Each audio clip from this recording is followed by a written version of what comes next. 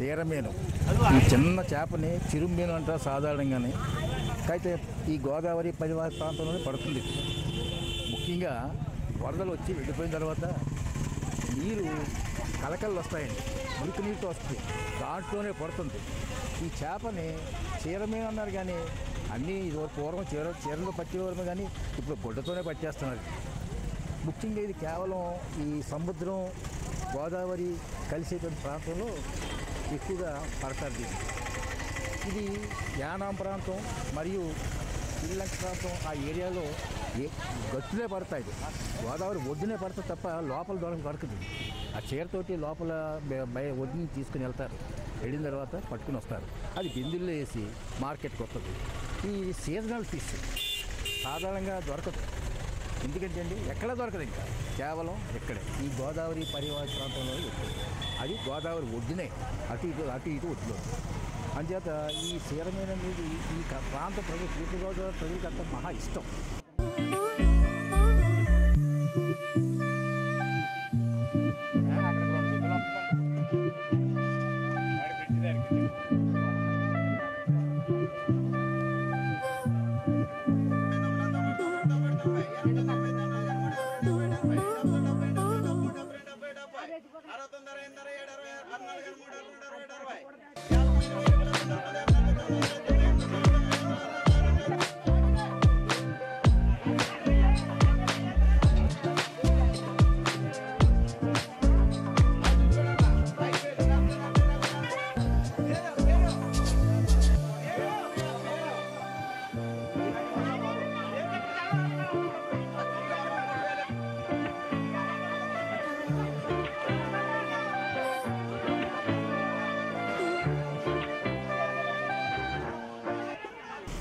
ఎందుకంటే సంవత్సరానికి ఒకసారి వస్తుంది, ఒక్కోసారి రాకపోవచ్చు కూడా. అప్పుడు మహా ఇబ్బంది పడిపోతారు ప్రజలు. ఇంకే దొరకలేదు, సీరమీను రాలేదు ఏంటి, వస్తే మట్టికి రెండో ప్రాంతాలకు వస్తారు, పట్టుపోతారు. రేటు గురించి ఆలోచించరు. చూశారు కదా రేట్ ఎంత అమ్ముతున్నారు. నిజంగా సాధారణమైన మనుషులకి మట్టికి ఇది దొరకదు. ఏదో కొంతమంది డబ్బులు ఉన్నవాళ్ళు కార్లు చూళ్ళు పట్టుకుని వాళ్ళు చెప్తారు బింది 10,000 అంటారు. 10,000 30,000 అని పట్టిపోతారు. ఇప్పుడు ఆ బింది చెప్పింది అక్కడ 30,000 రూపాయలు చెప్పింది. కిందడి మీదడి మొత్తం మీద 27,000కి అమ్మింది. అంటే అంత క్రేజ్ అన్నమాట ఈ చేప అంటే.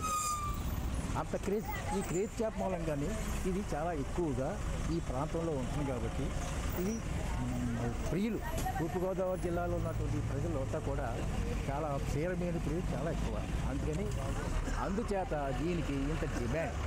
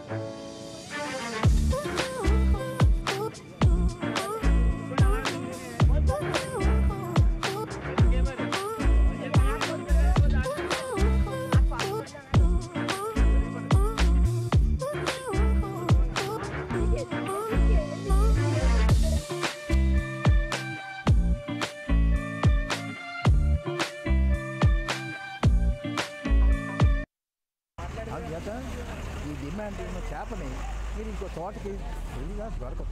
పులస అంటే ఇంకో వేరే వేరే తోట దొరికేస్తుంది, కానీ చీర మీద మట్టుకు దొరకదు. అది దీని యొక్క రహస్యం. ఇది కేవలం ఏంటంటే పుట్టుక అనేది దొందు పిల్ల నుంచి పుడుతుందంట. దీని పుట్టుక అది దొందు పిల్ల వచ్చిన తర్వాత గుడ్లన్నీ గోదావరిలో వదిలిన తర్వాత అది పుట్టి మెయిన్లా పుట్టి చిన్న చిన్న చేపగా పుట్టి అది ఎటువంటి వారనే ఉంటుంది.